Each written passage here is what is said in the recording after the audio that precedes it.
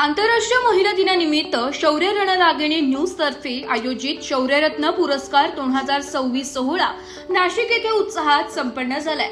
समाजात विविध क्षेत्रात उल्लेखनीय कार्य करणाऱ्या कर्तृत्ववान व्यक्तिमत्वांचा या कार्यक्रमात सन्मान करण्यात आला। दिनांक 17 मार्च 2026 रोजी दुपारी 2:30 ते 5:30 या वेळेत नाशिक येथील मुंबई नाका ते द्वारका हायवे परिसरातील HCG मानवता कॅन्सर सेंटर मधील रुद्र हॉल येथे हा दिमाखदार सोहळा पार पडलाय। विविध मान्यवरांच्या उपस्थितीत झालेल्या या कार्यक्रमात महिलांच्या कर्तृत्वाचा गौरव करण्यात आलाय। या सोहळ्यात नाशिकच्या सुप्रसिद्ध मॉडेल सौ स्मिता कैलास आहिरे यांना शौर्यरत्न 2026 पुरस्काराने सन्मानित करण्यात आले।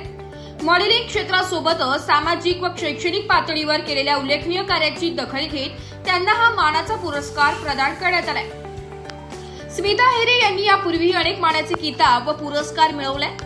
त्यांनी 2024 मध्ये मिसेस इंडिया हा किताब पटकावला असून 2023 मध्ये मिसेस महाराष्ट्र SRK प्रोडक्शन आणि ब्युटी क्वीन या किताबांनाही त्या सन्मानित झाल्या। तसेच अष्टपैलू रत्न 2025, राज्यस्तरीय स्त्री शक्ती सन्मान 2024, नवदुर्गा पुरस्कार 2025, साई गुणगौरव समाजभूषण पुरस्कार 2025, स्वयंसिद्धा पुरस्कार 2023, सुपर वुमन पुरस्कार 2024 आणि शौर्यरत्न पुरस्कार 2025 अशा विविध सन्मानांनी त्यांच्या यशाची नोंद झाली। मॉडेलिंग क्षेत्राबरोबरच सामाजिक, राजकीय व शैक्षणिक उपक्रमांमध्ये सक्रिय सहभाग घेत त्यांनी महाराष्ट्रासह राज्याबाहेरील आपली वेगळी ओळख निर्माण केली आहे। त्यांचे वडील श्री गोकुळ जाधव सेवानिवृत्त मंडळ अधिकारी व चेअरमॅन महात्मा फुले शिक्षण संस्था मुंजवाड बागलाण असून पती श्री कैलास आहिरे ग्राम महसूल अधिकारी नाशिक यांचा त्यांना भक्कम पाठिंबा लाभलाय। उत्साहपूर्ण वातावरणात पार पडलेल्या या कार्यक्रमामुळे कर्तृत्ववान महिलांना प्रेरणा मिळाली असून स्मिता आहिरे यांच्या शौर्यरत्न 2026 या सन्मानामुळे त्यांच्या यशात आणखी एक मानाचा तुरा जोडला गेलाय। नमस्कार नाशिककर, मी स्मिता कैलास आहिरे।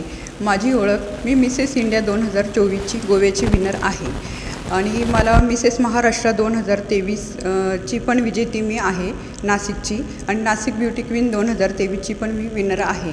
आज मला HCG मानवता कॅन्सर सेंटर येथे रणरागिणी न्यूज चॅनलमार्फत मला इथं विशेष उपस्थिती म्हणून आमंत्रित केले, त्याबद्दल मी गायत्री लचके मॅडमचं मनापासून पहिल्यापासून नाही ना आता गायत्री लचके मॅडमने आज मला इथं आमंत्रित केलं, त्याबद्दल मी त्यांचे मनापासून आभार मानते आणि त्यांच्या पुढील वाटचालीसाठी त्यांना शुभेच्छा देते। धन्यवाद। ब्युरो रिपोर्ट, नाशिक लोकशाही न्यूज नाशिक।